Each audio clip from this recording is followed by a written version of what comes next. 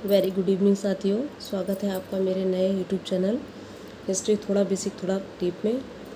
आज हम अपने पहले वीडियो की शुरुआत कर रहे हैं जिसमें हम इतिहास को पढ़ने जा रहे हैं। इतिहास बेसिकली सभी को पता है, अतीत की घटनाओं का जो अध्ययन होता है वही इतिहास कहलाता है।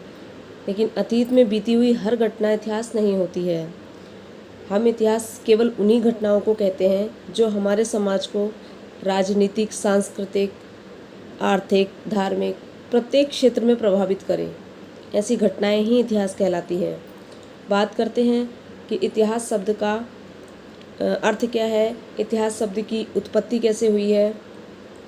तो जो इतिहास है ये संस्कृत भाषा के 3 शब्दों से मिलकर बना है। इति, धन ह, धन आस। इति का अर्थ होता है ऐसा ही, और ह का अर्थ होता है निश्चित रूप से, साथ ही आस का अर्थ होता है था।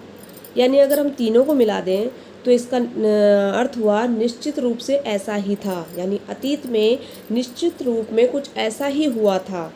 ये इतिहास का अर्थ होता है। बात करते हैं कि इतिहास शब्द की जो व्युत्पत्ति है वो कहाँ से हुई है। तो जो अंग्रेजी भाषा का शब्द है आपने सुना होगा हिस्ट्री की व्युत्पत्ति ग्रीक यानी यूनानी भाषा के शब्द हिस्टोरिया से हुई है। हिस्टोरिया जिसका शाब्दिक अर्थ होता है शोध से प्राप्त ज्ञान। शोध से प्राप्त ज्ञान को ही हम हिस्ट्री कहते हैं।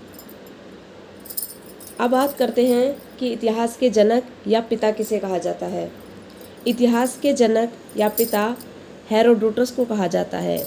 हेरोडोटस को इतिहास के जनक और पिता के रूप में जाना जाता है क्योंकि जो इतिहास या हिस्ट्री जो शब्द था ये हेरोडोटस द्वारा दिया गया था। अब हम हेरोडोटस के बारे में थोड़ा जान लेते हैं। हेरोडोटस, इनका जन्म 483 ईसा पूर्व में हालिकारनेसस नामक स्थान पर हुआ था। ये वर्तमान तुर्की के वोड्रम में पड़ता है। ये यूनानी इतिहासकार होने के साथ साथ एक भूगोलवेत्ता भी थे। साथ में इन्होंने अपनी एक पुस्तक लिखी है जो कि बहुत बहुत बहुत ज़्यादा इम्पोर्टेंट है, इसे नोट कर लीजिएगा, जिसे हिस्टोरिया या फिर हिस्टोरिका के नाम से जाना जाता है। यह हेरोडोटस द्वारा लिखी हुई बहुत महत्वपूर्ण पुस्तक है जो कि हर छोटे बड़े एग्ज़ाम में पूछी जाती है। अगर एग्ज़ाम बड़े लेवल का है तो उसमें ये पूछा जाता है कि इस पुस्तक में किसका वर्णन है। तो ये पुस्तक भारत फारस संबंधों या ग्रीक फारसी युद्धों का वर्णन करती है। तो प्लीज़ इसे नोट कीजिएगा। इसके बाद कुछ महत्वपूर्ण तथ्यों पर चर्चा करते हैं। एक बहुत ही इम्पोर्टेंट पुस्तक है इतिहास क्या है, जिसे इंग्लिश में कहते हैं व्हाट इज़ हिस्ट्री।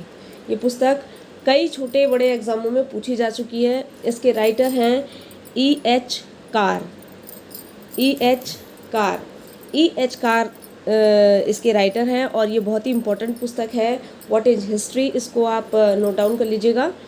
इतिहास की प्रमुख परिभाषाओं की अगर बात करें तो यहाँ पे वैसे तो बहुत सारी परिभाषाएं हैं, पर मैंने सिर्फ 2 परिभाषाओं को यहाँ इंक्लूड किया है जो आपके लिए बहुत ज़्यादा इम्पोर्टेंट है।